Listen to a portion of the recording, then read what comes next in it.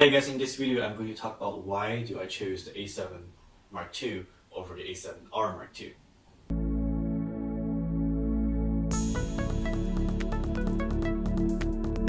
First, let's talk about the specs for these two cameras. On paper, the A7 Mark II has 24 megapixel 4-frame size sensor, and the A7R Mark II has 24 megapixel 4-frame size sensor. They both have 5-axis IBIS, so the in-body image stabilization.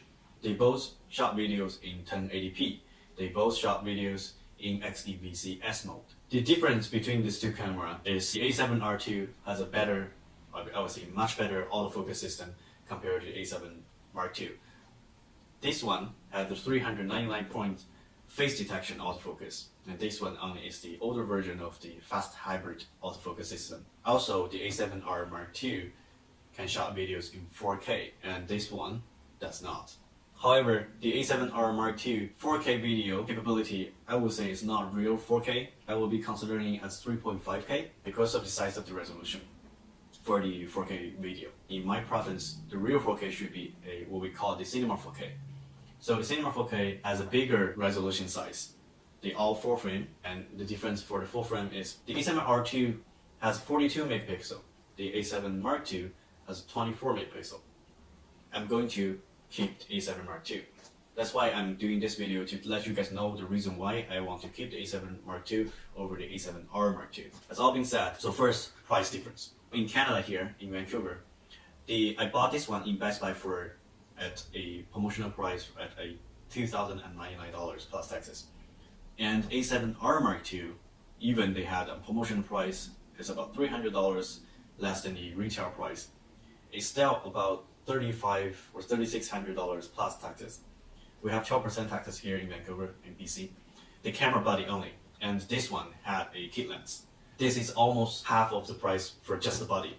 This is kind of the first time I'm into the 4-frame mirrorless camera right now, so I don't have any Sony lens, E-mount lens, or 4-frame lens, or any sort of 4-frame lens in my home. It comes with a lens, so I don't need to spend extra money for the lens, and it has, including the lens, the price is way cheaper than the A7R Mark II.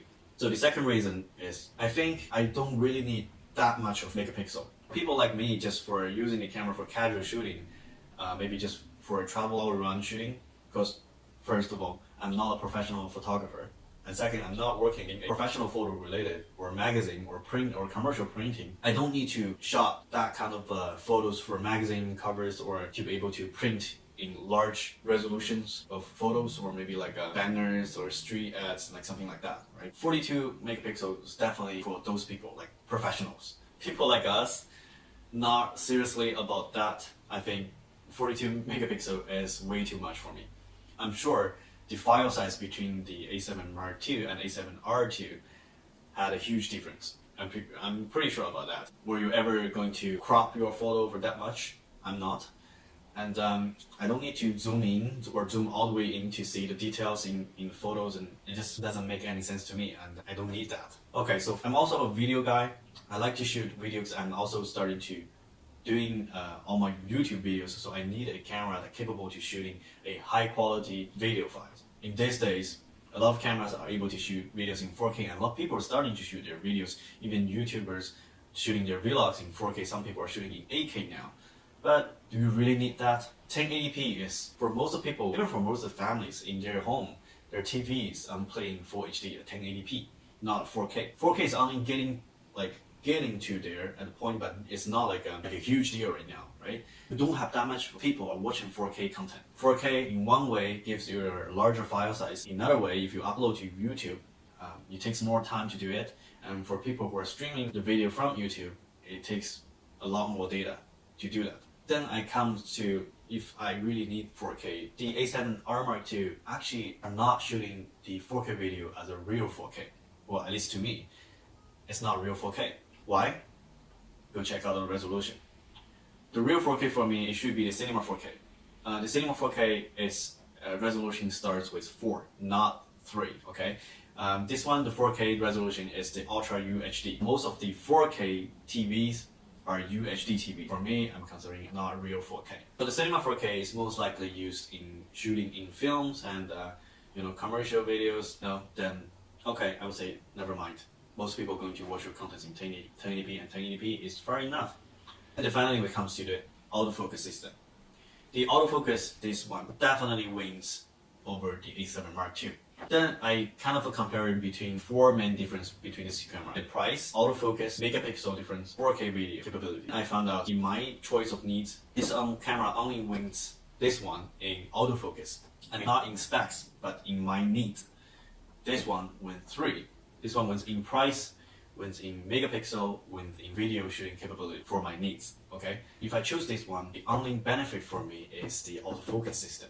I'm pretty sure not far from now, we're gonna see the A7R Mark III coming out. So I'm pretty sure they can put even improved, a better autofocus system in the A7R Mark III. So then at that time, the A7R Mark III going to have S-Log 3 and might be they're going to shoot 4K in real 4K now or cinema 4K. Maybe that camera in the future when they have a price drop or promotional on the A7R Mark III, then I will be considering that camera because over that much of difference. Then right now, I don't think it's worth for me to spend $4,000 on this camera, right? And just the body alone. That's pretty much the reason I thought about between these two cameras, and that's why I'm choosing the A7 Mark II over the A7R II.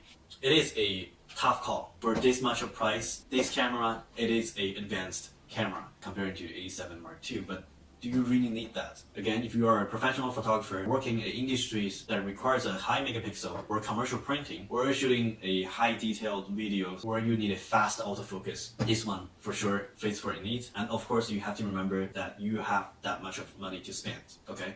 Just for the body only, not the lens, just the body. If you have that much of money and you are not a professional and you don't care, you can still go for buy this one. This one will hold there for a couple years for sure, okay? Even this one, a couple years already, But for people, I think if you have same common and same requirements, or if you really figure out deep in to think what do you actually really need, I would really recommend you to buy the A7 Mark II over the A7R Mark II. It is a much cheaper price with the lens comparing to A7R Mark II, and does everything you need a camera to do. Okay, this one, whether you go travel or whether you go just for shooting photos for family, or maybe even you're doing a semi-professional or a professional job, this camera, I'm pretty sure that's everything you need. If you're really digging into 4K or 3.5K video shooting, fast autofocus, high megapixel, crop your photos, S-Log, post-editing for your videos, if you want to do the pros way, go choose this one. Make sure you have money to spend that. That's everything I want to talk about. I hope my thoughts that can help you to decide which camera is super you and which camera you're going to